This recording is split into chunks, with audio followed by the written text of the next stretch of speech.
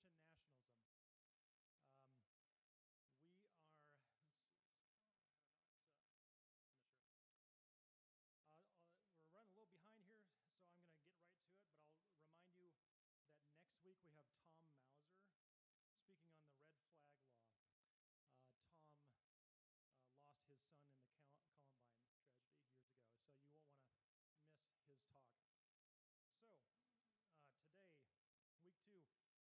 tragedy years ago, so you won't want to miss his talk. So, today, week 2, we, of course, have Dr. Reverend Jim White, former minister at FCC for many years. We have Dr. David Weddle, professor emeritus at Colorado College, and we have Dave Seyfert, 40-plus year member of FCC, who started Forum, by the way.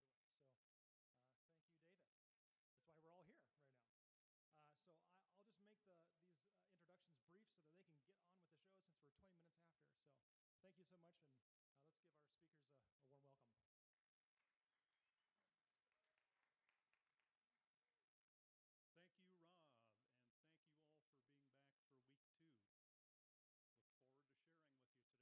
Look forward to sharing with you today. So before we get started, I wanted to make a quick announcement here. The author of this book, Jesus and John Wayne, which Jim spoke about last week, was originally scheduled to be here 2 weeks ago at UCCS,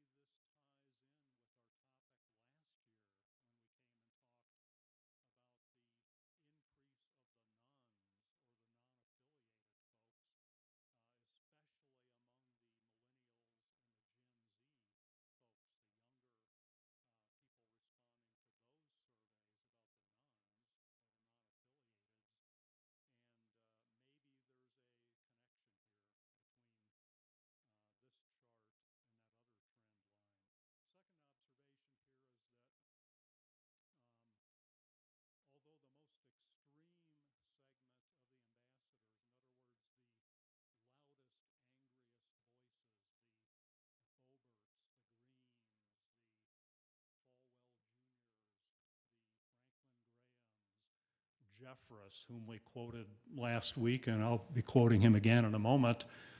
These loudest, angriest voices may be in a minority, but as we've found out a number of times in a number of scenarios in recent years, they seem to hold sway and be very influential in drawing others along with them, and probably a lot of those accommodators, maybe even a few of the resistors, can easily be drawn in by their rhetoric. And so even though those two groups are a statistical minority by a little bit, those loud voices can be very influential. So that's why we subtitled our talk, Threat to Democracy. Okay, the qualitative data, this came from extensive interviews with people from each of these groups. And due to time limitations, I'm going to summarize very briefly what came out of the qualitative data, as well as some questions that people answered. The accommodators and the ambassadors, those who are most closely aligned with Christian nationalism, tend to be likely to believe being Christian is very important to being a true American. They will place importance on being born in America and speaking English. They will be likely to be less tolerant in their responses and their answers to questions of racial, ethnic, and religious minorities, as well as less tolerant of gender equality and LGBTQ plus rights. And they will see immigrants as a threat and advocate for stronger borders. And so I could have selected many quotations from the book, but here's a couple that I think are fairly representative. And these kind of illustrate what I'm getting at here, that this ideology focuses on boundaries, exclusivity, and in-groups, out-groups, very much an us and them kind of a mindset. First quote comes from a guy named David Barton, one of the more outspoken Christian nationalists. He heads up a group called Wall Builders, kind of speaks for itself. And he says, "It's God, not man, who establishes the borders of nations. When the Most High gave the nations their inheritance, when he divided all mankind, he's the one who set up the boundaries of nations. National boundaries are set by God. He's the one who drew up the lines for the nations. If you have open borders, you say, God, you goofed it all up." And then we have Robert Jeffress, quoted him last week as well. Well-known Christian nationalist, was a member of the Trump administration Evangelical Advisory Council. He's a mega church pastor. The Bible says heaven itself is gonna have a wall around it. Not everybody's going to be allowed in. So if walls are immoral, then God is immoral. So let me summarize my conclusion from having studied this topic.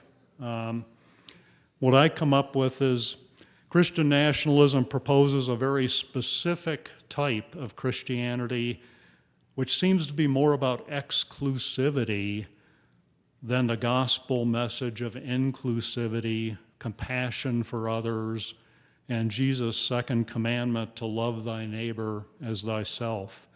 Neighbor, according to Christian nationalism, seems to be defined very narrowly. Dr. Weddle.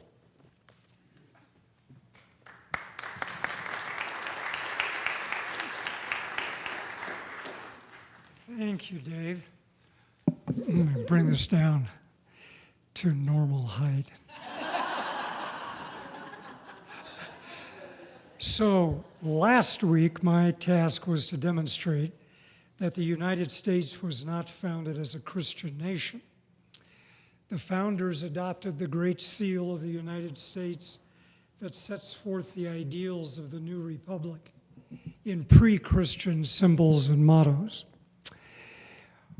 Without reference to Judaism, Christianity, or the Bible, they grounded American identity in allegiance to ideals of plurality and union, justice for all, peace through strength, and a new social order with participation of all citizens, sanctioning this radical experiment in democracy. They acknowledged a transcendent authority tactfully left undefined.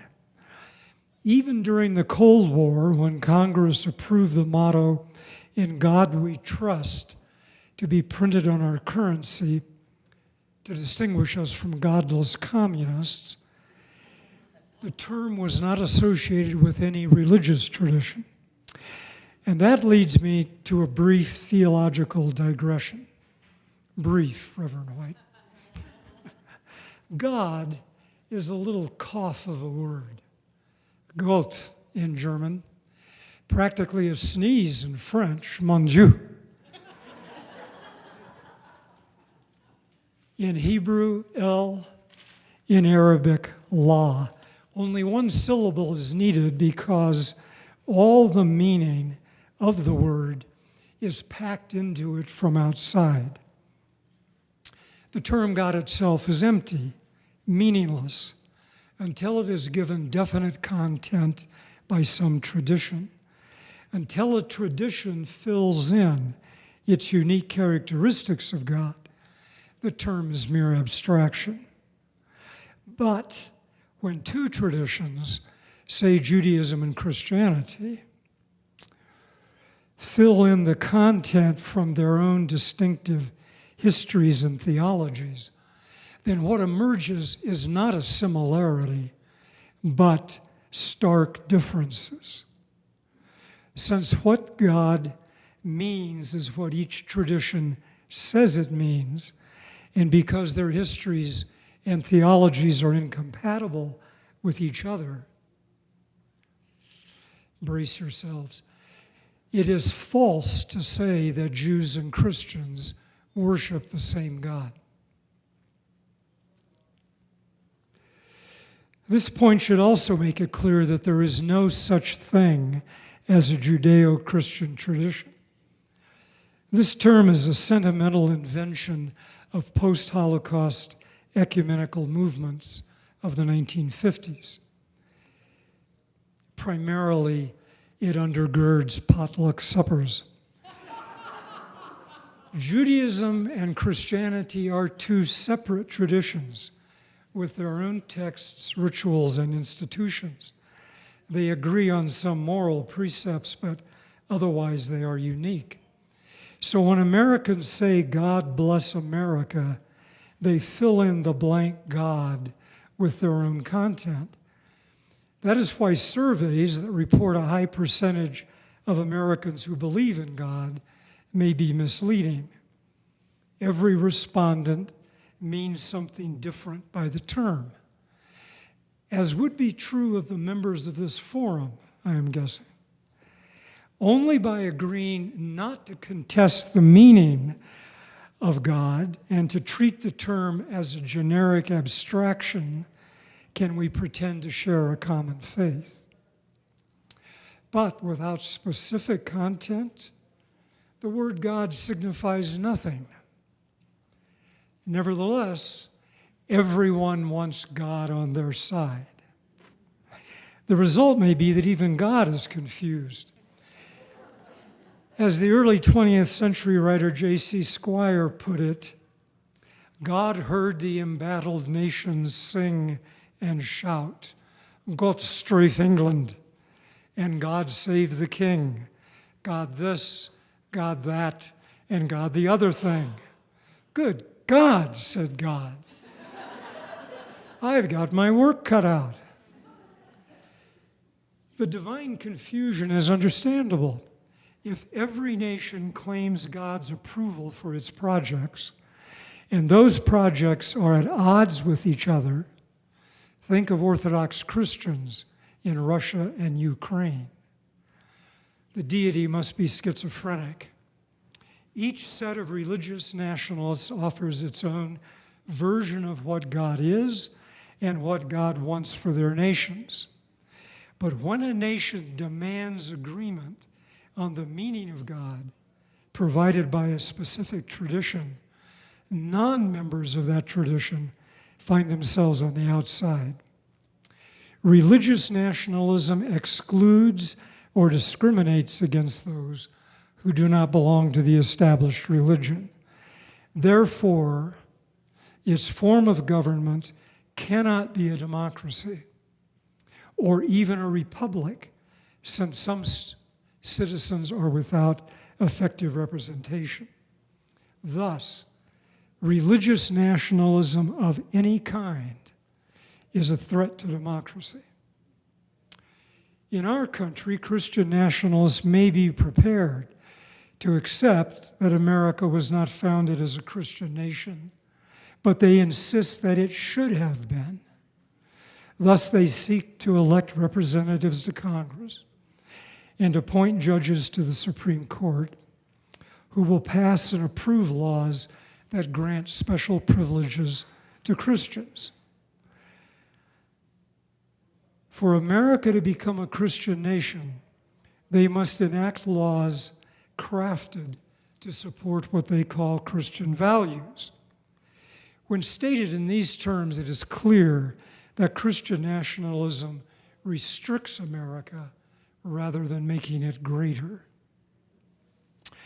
What must be acknowledged, however, is that the history of America reveals a political preference for Christian officials.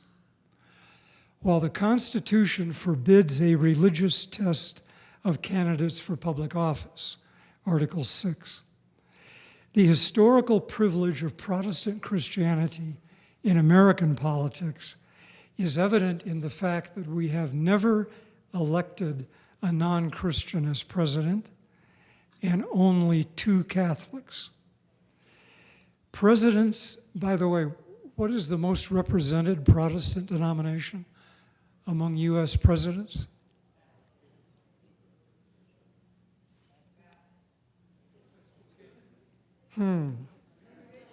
Soft answers indicate a certain uncertainty.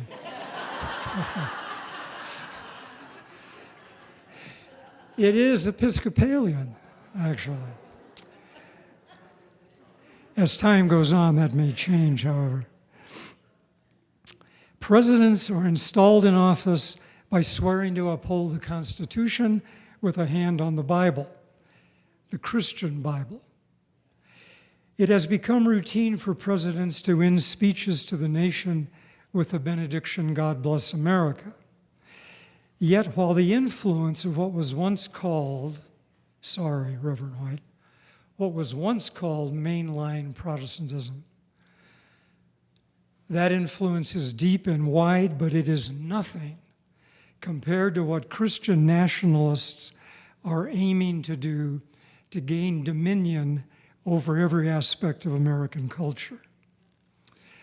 The threat to democracy posed by that ambition is clear in other nations that privilege one religion over another.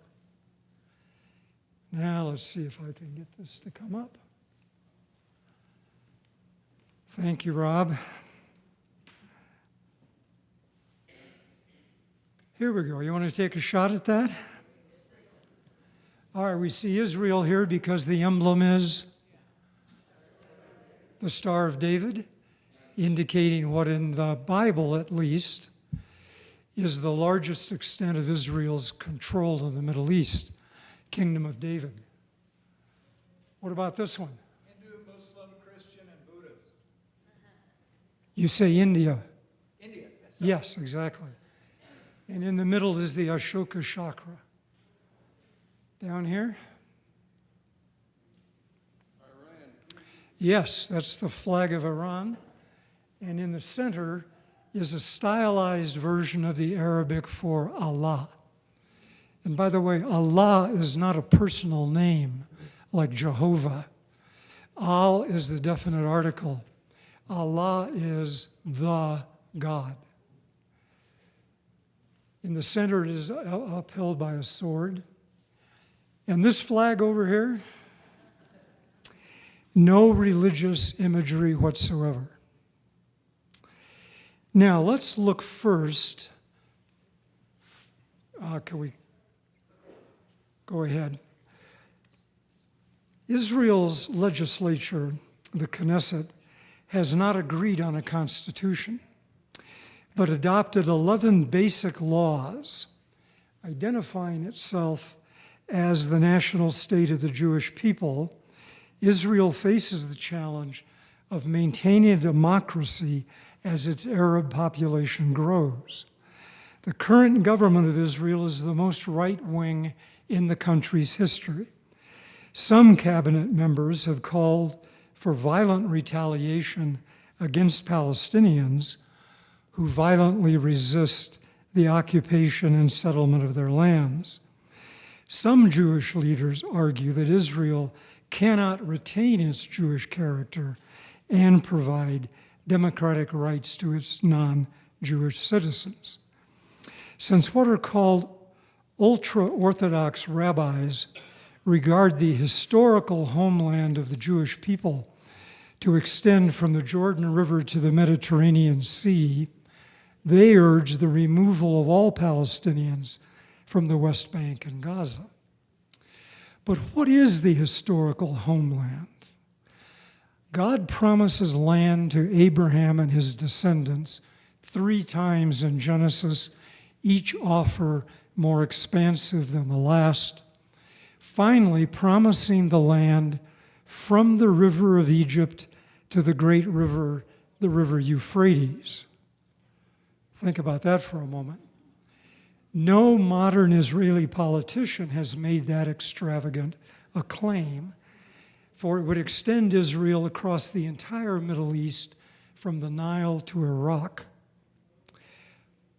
Nevertheless, Jewish settlements do proceed apace in defiance of international law across the West Bank of the Jordan River. Expansion of the Jewish state on occupied territory is at odds with equal treatment of all under democratic principles. Whether Israel remains a democracy with this identity rooted in historic Judaism is, I think, an open question. Next, we go to India. I'm expecting you, of course, to read this while I talk. The partition of India in 1949 into Pakistan and Bangladesh was the result of irreconcilable tensions between Hindus and Muslims. It was a tragedy which Gandhi greatly regretted. The country could no longer contain 2 powerful and historic religious communities. Most Muslims migrated to the new nations, and Hindus celebrated the opening to make Hindu culture dominant in India. This was the opportunity to put into practice Hindutva. The movement Hindu partisans had developed in the 19th century in resistance to British colonial rule. It has now been revived by the Indian People's Party, led by Prime Minister Narendra Modi, to privilege Hindu culture in India. He is a Hindu nationalist. Modi's project is at odds, however, with the Constitution of 1949, which identifies India as a socialist, secular, democratic republic. The framers of the Constitution, like the founders of the American Republic, had learned the lessons of religious conflict. Their assumption was that India could allow many religions to profess, practice, and propagate their faiths only as a secular democracy. Thus, no taxes should promote religious institutions, and no religious instruction should take place in state-supported schools. The flag of India features a 24-spoked wheel called the Ashoka Chakra, representing Buddhist teaching of dependent origination. Some of you may know of that. And interpreted as India's constant movement and progress in the modern world. The challenge of India is how to remain secular within a democracy where many of the people are committed to preserving and expanding distinctive Hindu culture. As Hindu nationalism spreads, the status of Muslims in India becomes increasingly precarious. Now, bless you.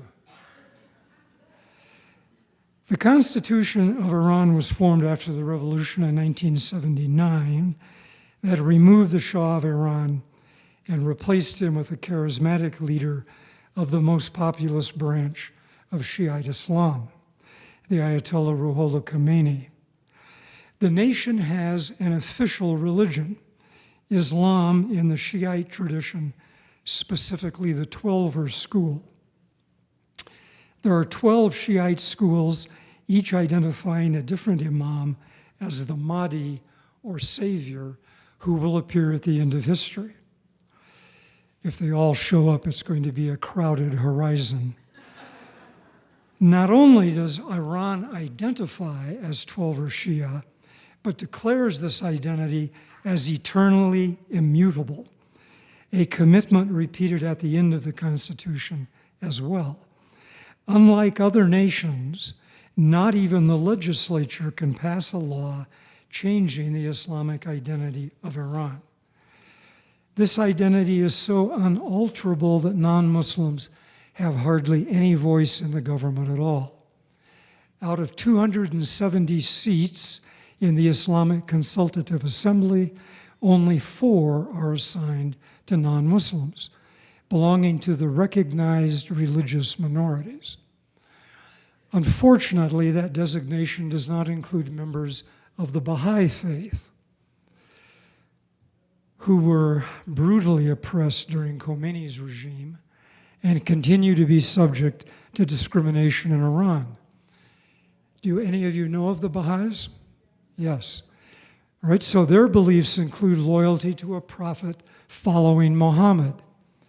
Their denial that Muhammad was the seal of the prophets is anathema to Muslims, and in Iran has led to their official persecution. Conclusion.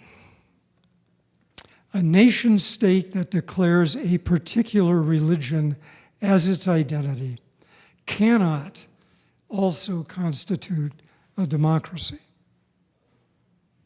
Non-believers or other believers will always be excluded in some way from government. Thus, Christian nationalists, like other religious nationalists we have glanced at, are enemies of democracy. For them, there is only one way to unify the nation. Everyone must become, or pretend to become, an evangelical Christian. All other beliefs and values must be eliminated through legislation and legal decisions. It is a cold fact that no nation, government, or religion endures forever. Every human institution has a beginning and an end, and democracy is among the most fragile of those institutions. It cannot guarantee its own survival, but depends on the will of the people. Thus, every election is a test of our commitment to democracy, a test of the generosity of our spirit. Only we, the people, can sustain democratic ideals against various forms of nationalism. Only we, the people, can resist the tyranny of the majority who are swayed by religious fervor and political ambition. Therefore, above all, whether you pray or not, do not forget to vote.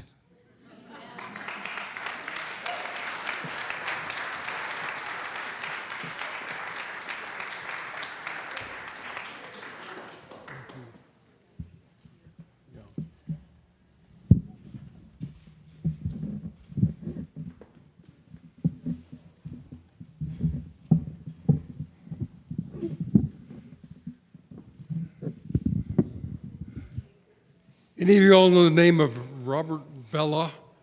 Yes. Robert Bellah wrote a book called Habits of the Heart. He was a great sociologist of religion, taught at the University of California in Berkeley. I had the opportunity to study with Bellah in 1967, 68, I think it was. And among other interesting things that he said was that he made a trip to Japan. And in Japan, he observed that the Japanese people would sometimes go to a Shinto shrine, that they would go into Buddhist meditations in a temple, and they would marry in a Christian ceremony. He suggested very strongly, I think, that one can belong to several religious affiliations at the same time. And perhaps that is one of the reasons that he gave a great paper in the early 60s called The Civil Religion in America, which he suggested that everybody in America sort of belongs to this civil religion, which Jean-Jacques Rousseau talks about as being necessary for every collectivity of people and nations. And so that no one is going to escape having religious dimension in their collectivities. And likewise, in America, there is such a civil religion that exists outside and different from the churches. Now, I am intrigued with what's going on in America today with people trying to say that they want to adopt a Christian nationalism. But I was very much taken by what Diana Butler Bass said a few months ago when we were opening up this topic. She said, Christianity has never been the religion of this country, but Christianity has always had a great influence on this country.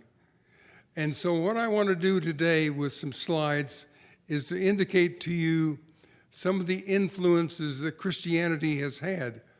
That wall of separation that we talk of is really a very porous wall.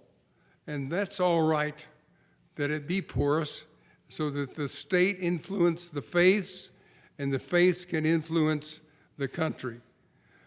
I want to concentrate on the contributions that Christian faith has had on the development of America to help maintain it and be the country that we are. So, Deb, all right. I can barely see what's there. I want to suggest that before the nation was formed, we were very much influenced by these primers, which were sometimes called the Bible primer.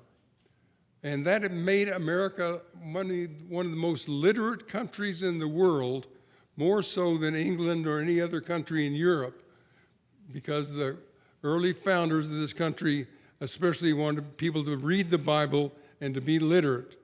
Next slide. There were Christians present in the founding of the documents like the Declaration of Independence. One of them was John Witherspoon. He's seated second person from the right in this particular picture, but many other persons there were connected with the Christian church. George Washington himself was an Episcopalian. Many of the others were followers of a kind of deism, which was popular under the Enlightenment culture and very much had a hand in shaping the Constitution and the Declaration that we have. Next slide. I lift up to you Abigail and John Adams, who were Congregationalists from Massachusetts.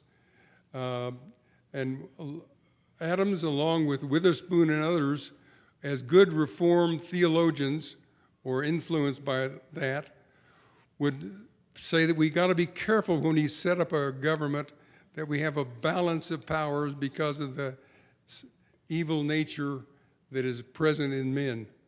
Next line.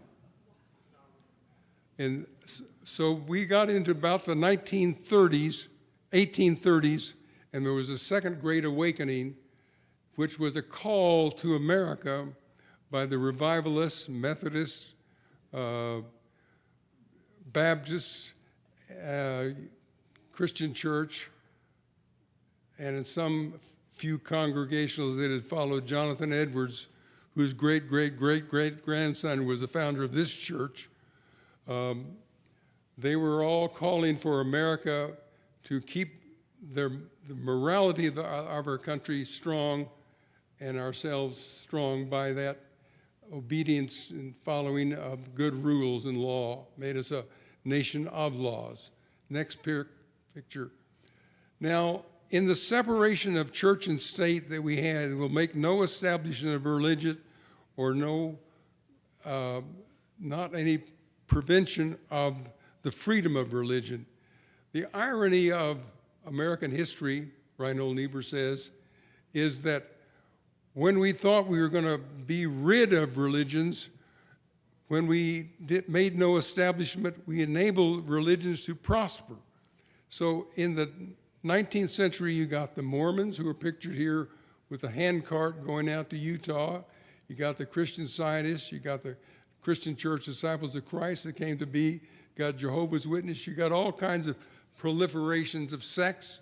So there's over 27 different kinds of Baptists in America. It's just made America the most religious nation on earth with that proliferation of sects. Next slide. Now, we couldn't decide what to do about race in America, but there was a great influence. Maybe the most pronounced influence was by Harriet Beecher Stowe, who was the daughter of a Congregational minister who wrote Uncle Tom's Cabin. And the symbol of the Liberator magazine, and that on the right-hand corner, it shows a picture of Christ standing up there and kneeling before and honoring Christ is a black slave, and on the right is a slaveholder that is fleeing.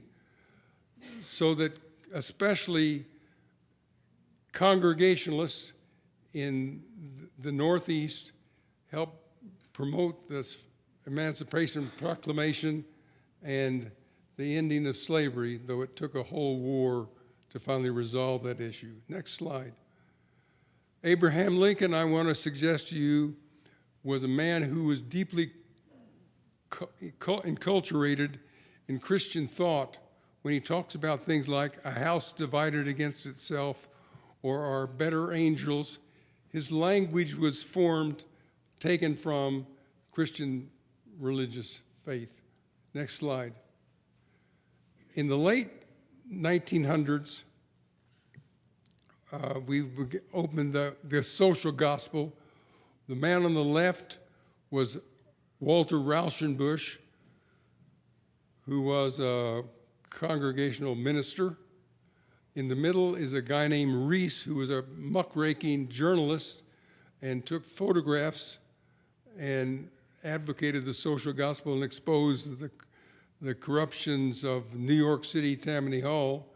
And the man on the right is Washington Gladden, who wrote the song, Once to Every Man and Nation, or maybe that was James Russell Lowell. Anyway, those social gospelers were wanting to correct the wrongs in America, and they did so on the basis of their faith. Next photograph. Of course, at about the same time you got the push for women's liberation. Susan B. Anthony, I think, was ordained in the Congregational Church.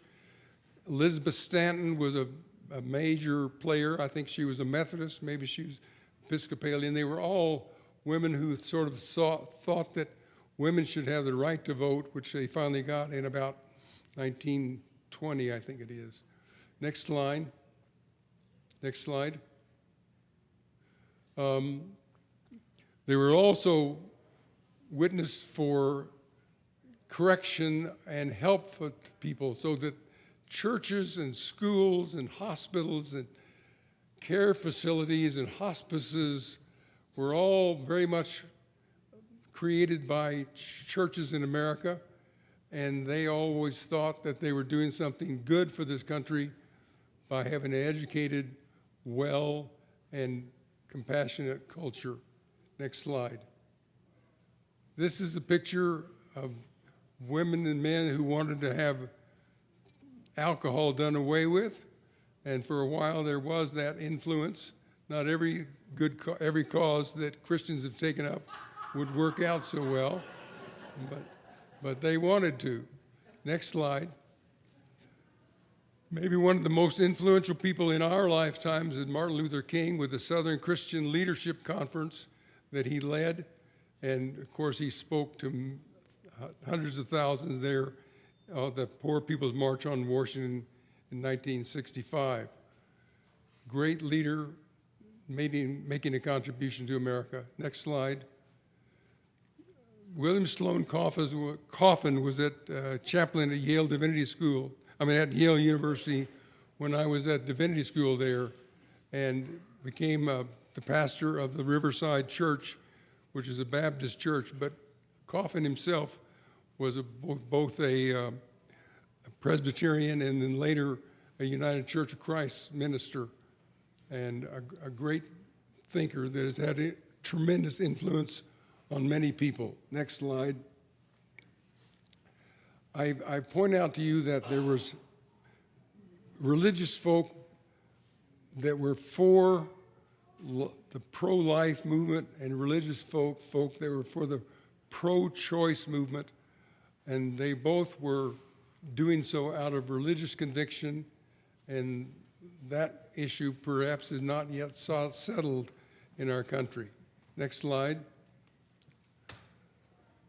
I wanted to have a picture of our church walking down the street with our banner in the gay rights parade, but certainly churches have had a message of inclusion that have made that possible for gay, lesbian, transgender, and other queer folk. Next to last slide. David Seyfert and Barb and Bob Jones and I and Judith Rice Jones went to a conference last weekend in Denver, talking about the whole earth and how to preserve it. And there was an interesting thing that once time happened that they did a survey of who was at a particular environmental conference, and there were more people there from the United Church of Christ than any other. So I'm kind of pleased with our denominational work. Last slide.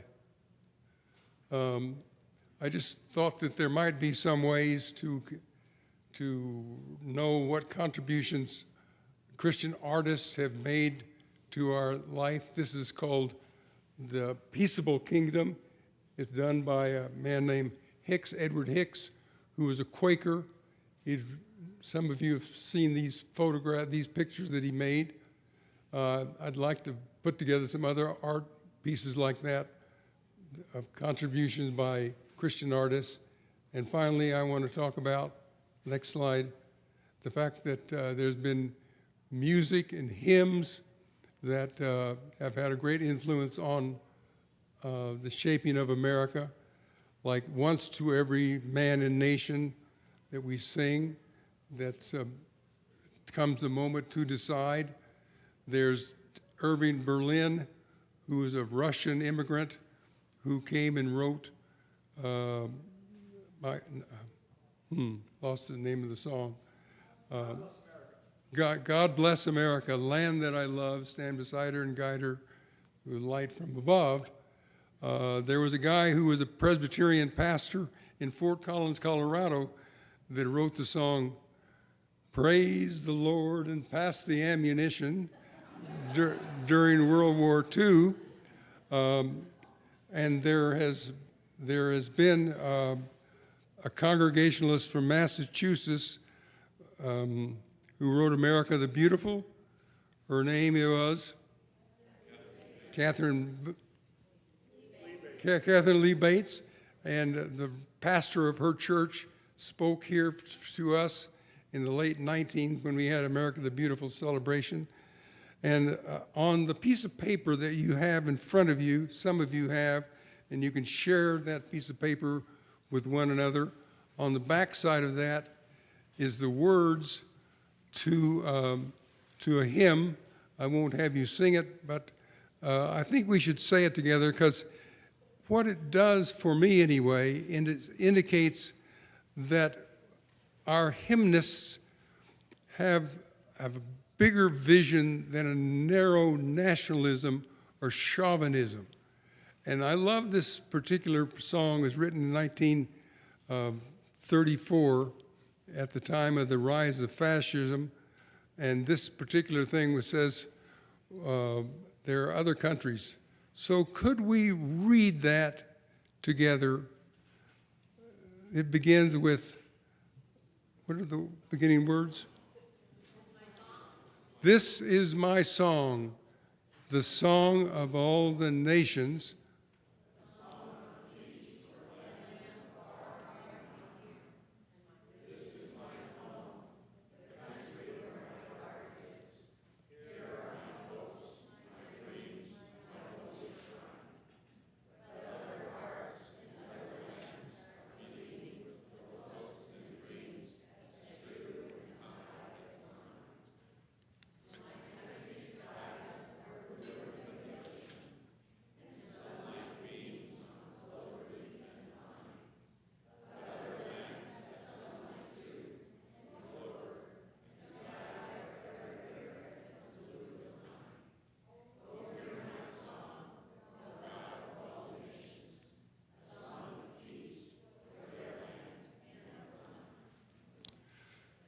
I just think that the Christian faith has something to offer to the nation so that it doesn't go toward that patriotic extremism called Christian nationalism, and that we have something to say to the world.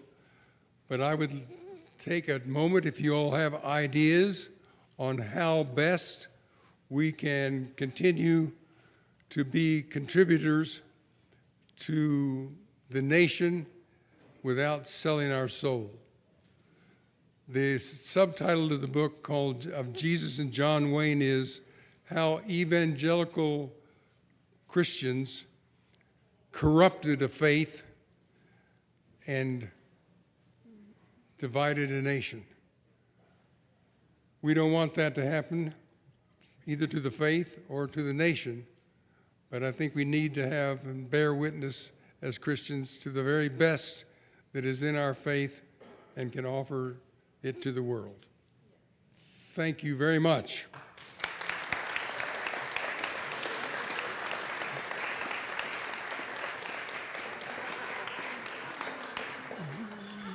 Where did David go? What's that? Oh. Explain yourself. What's that? I have no idea. You didn't plan that? No, Deb Benting? Play out of time. Just about.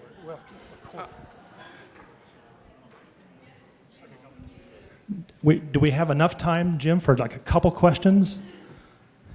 Or questions or comments? Questions, comments over here, Judith? A possible answer to Jim's question is to vote and to be informed when you vote. And I would just like to point out that two of the primary candidates for mayor have very, very strong religious connections, something you might keep in mind. And a quick question for David. I was so disappointed that there weren't any geographic data in all the data you presented, because one of our postdocs who was working for Hasker Davis at the university was working on a project where she was studying the sort of extreme religious groups, really identifying them with the South, identifying them with lower religious achievements, and some basic health characteristics, including, ironically, being overweight. So there were no geographic data in what you presented, and I'm just interested if anybody's done that. Yeah, very quickly, Judith. There was demographic information regarding geography in the book. As you suggested, the ambassadors and the accommodators tended to be stronger in the South and the Midwest and rurally. But there's vast amount of demographic data covering a lot of different disaggregated data in the book. I just didn't have time to cover that today. Thank you. Any other questions or comments for our panel? I just wanted to say that Steve Jobs' father was an immigrant from Syria. So you who have cell phones, thank you. Anyone else? All right, thank you everyone for staying late with us, and to our wonderful panel. Thank you so much.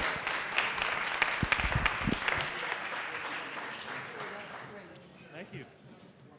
Good job. Where did that picture come from? Oh, did you see it? It's from 9 to 9. Thank you, Jim. This was wonderful, sir. Thank you so much. Glad to do it. Really appreciate it.